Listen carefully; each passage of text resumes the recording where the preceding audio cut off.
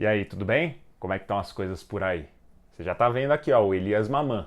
A gente já vai ver o que ele tem pra nos dizer. Esse vídeo aqui é muito bom, tá? Já vou antecipar pra você.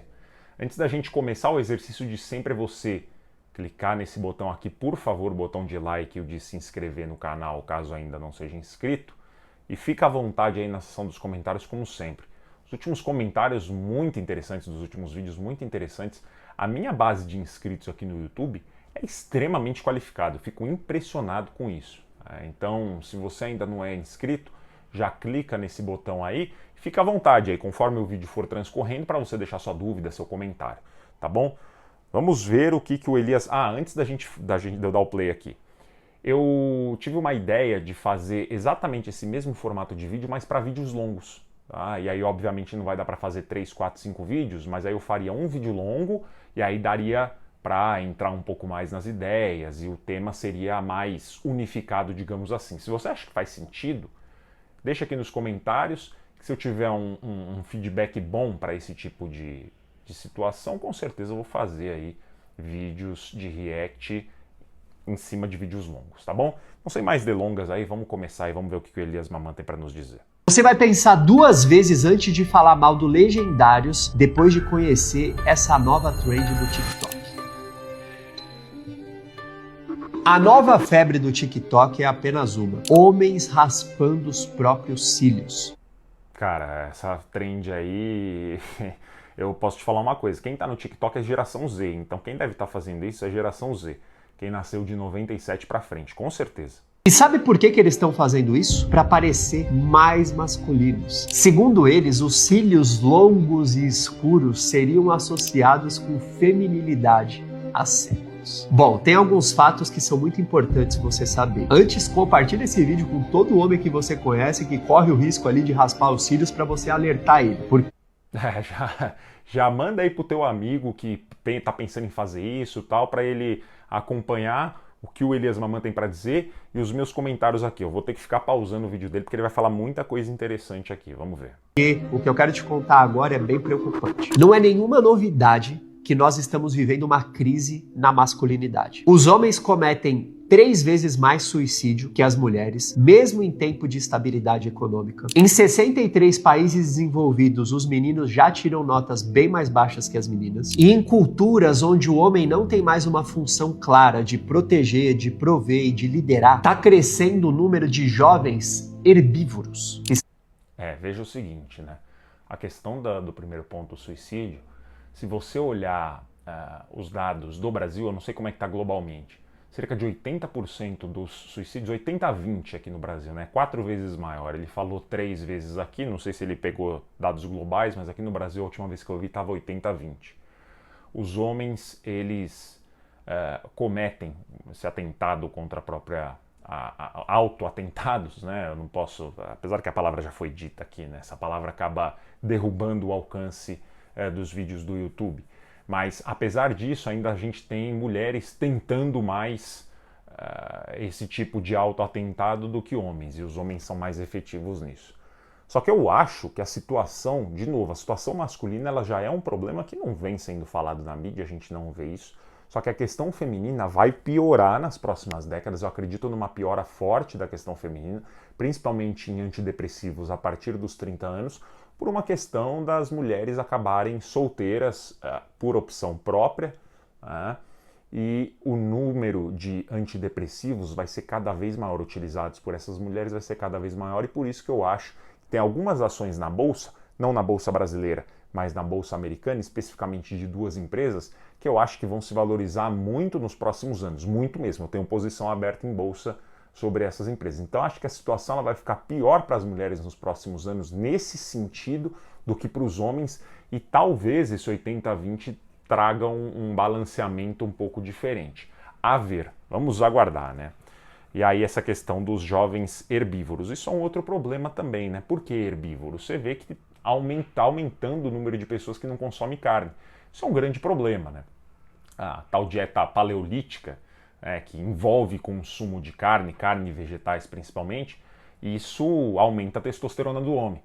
E a gente já a gente já tem visto nas últimas décadas uma queda acentuada na testosterona dos homens. Então, a crise na masculinidade acaba sendo reflexo de tudo isso. Vamos ver o que ele tem para falar aqui. São jovens apáticos, sem ambição, que moram por mais tempo na casa da mãe, que são totalmente desinteressados por sexo, por construir uma família e uma carreira. Então é realmente importante que você realmente importante que você compartilhe. Eu só queria dar um detalhe. O desinteresse por sexo, naturalmente, se a tua testosterona está caindo, o teu desinteresse por sexo ele aumenta. Isso não necessariamente é algo ruim. O desinteresse por sexo, ele não é algo ruim. Ruim é a queda da testosterona. Você tem uma testosterona baixa. Isso sim é ruim, porque te prejudica nos campos profissionais e pessoais. Desinteresse por carreira também. Tudo tem a ver com testosterona, tá? No final das contas, tudo tem a ver com testosterona. Uma testosterona alta não é ruim. Não é ruim. Ao contrário do que muitos pregam. Isso daí tem também um efeito da mídia, tá? Essa queda de testosterona ao longo das últimas décadas tem um efeito de mídia, tem um efeito de cultura, da masculinidade tóxica. Cara, tem muita coisa que dá pra falar, mas eu não vou abordar isso daqui, senão vai ficar com 500 horas esse vídeo aqui. Então vamos deixar o Elias Maman falar. Compartilhe isso com o máximo de homens que você conhece, porque na minha visão o problema está muito claro. Nós estamos em uma crise de referência. Para você ter ideia, 85% dos homens que estão na prisão cresceram em um lar sem o pai. Isso, exatamente. Eu já falei em outro vídeo aqui. Os bandidos, PCC, Comando Vermelho, eles já deixaram isso muito claro, né? Que eles buscam homens que não têm a figura paterna presente, né? Então você tem os homens que estão presos, esses 85%, é verdade mesmo, não tem a figura paterna. A figura paterna ela é muito importante, isso até as feministas reconhecem, né? Que a figura paterna ela é importante para você ter uma família bem estruturada. E no caso das mulheres é mais gravidez cedo, etc, né? Então você vê que muitos lares no Brasil hoje são monoparentais, né?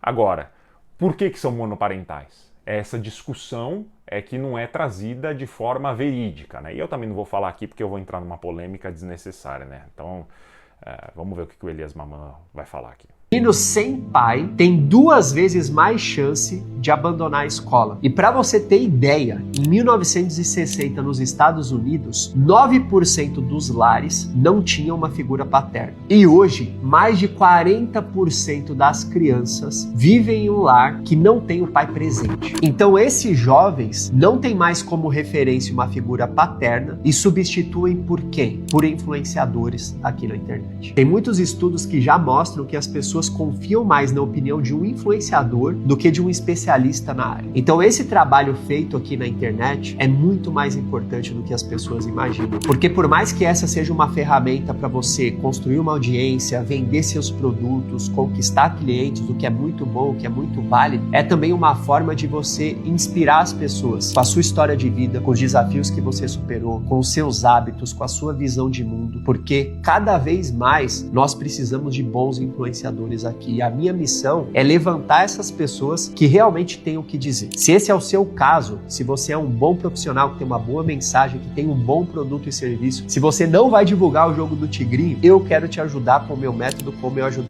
Aí é o seguinte, é propaganda essa parte final aqui. E aí, meus amigos, o que ele falou no começo, na parte inicial, é muito interessante, né? É muito interessante. A gente está numa crise de masculinidade, só que são tantos fatores que levaram a isso que eu não consigo, já deu 9 minutos aqui, eu não vou discutir isso nesse vídeo. Talvez eu pegue esse vídeo aqui só para falar sobre ele em algum outro, mas esse daqui eu acho que é um dos melhores vídeos que eu já trouxe aqui, cara. Gera muita reflexão, muita mesmo, e vamos pro próximo vídeo.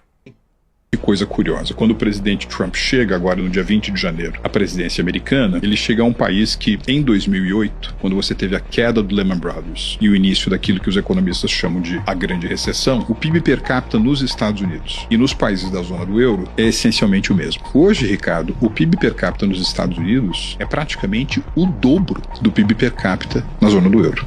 houve uma performance extraordinária da economia norte-americana. Vamos lá para 2008 novamente. Se você fizesse uma avaliação das 10 maiores empresas do mundo, 4 eram americanas, 4 eram europeias e 2 eram japonesas. Você faz, mais uma vez, o atalho de 2008 para cá. Das 10 maiores empresas do mundo, 9 são americanas. E a única que não é americana é a Saudi Aramco, que é uma empresa estatal de petróleo da Arábia Saudita. Vamos para outros critérios. Vamos lá. Os Estados Unidos tem 50 estados. O maior PIB dos Estados americanos é o PIB da Califórnia. O menor PIB dos Estados Unidos é o PIB do Mississippi. Hoje, o PIB per capita do Mississippi é maior do que o PIB per capita da França. O PIB per capita do Mississippi, que é o mais pobre dos 50 estados americanos, é mais elevado do que o PIB per capita do Reino Unido.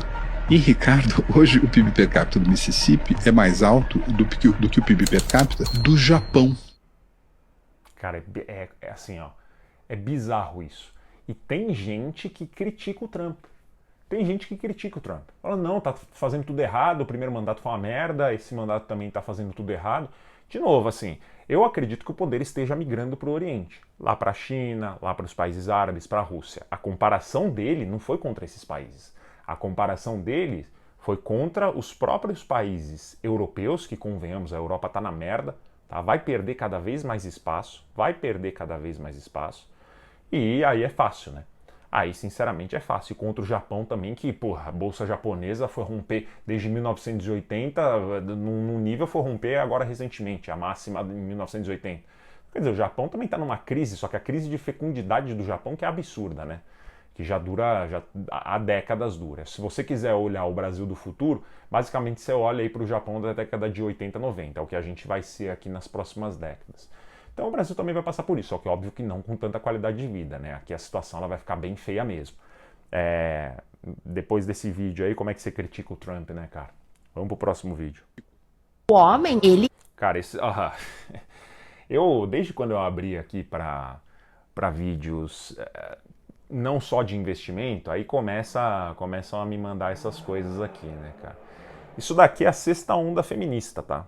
Isso daqui é a sexta onda feminista. Vamos ver o que ela tem pra falar aqui. Entra dentro de um bueiro pra resolver um problema de vazamento dentro do meio da Avenida Paulista. Eu adoro ser mulher e eu quero privilégio. Eu não sei as outras mulheres, eu prefiro privilégio. Eu não quero igualdade entre homem e mulher porque eu não tô afim de entrar no bueiro. O homem foi feito pra sair da caverna e lutar pelo alimento. O homem, durante muitos anos, ele lutou na guerra enquanto as mulheres ficavam em casa. Ele coloca a vida dele em risco pra resolver uma questão de fiação elétrica. E aí elas querem igualdade só no ambiente corporativo. A mulher pode ser o que ela quiser, desde que ela seja empoderada, desde que ela seja independente, desde que ela não dependa de homem, desde que ela abra a porta do carro sozinha, desde que ela tenha mais dinheiro que os caras. Só que antes deles fazerem isso com as mulheres, eles esqueceram os meninos jogando videogame. Então eles enfraqueceram a masculinidade primeiro, pra depois trazer essa força feminina e desequilibrou os polos. Os homens estão ligados, fortaleceu uma guerra do sexo. As mulheres, elas foram dominadas por essa narrativa, essa sensação de liberdade, que é uma falsa liberdade.